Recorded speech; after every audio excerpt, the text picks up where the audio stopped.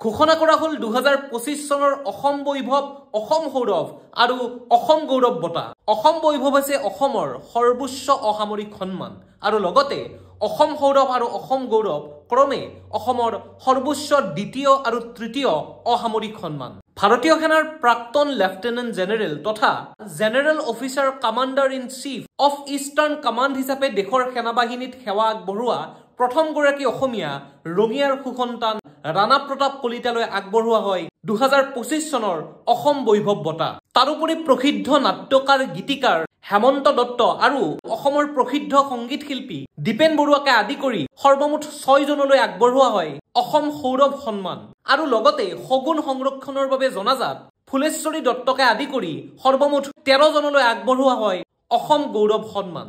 গতিকে ধন্যবাদ এনেকুৱা ধৰণৰ তথ্যৰ বাবে আমাৰ এই মাধ্যম পেজখন ফলো কৰি দিব আৰু লগতে আমাৰ এই ৰিলটো সেভ আৰু শ্বেয়াৰ কৰি দিব।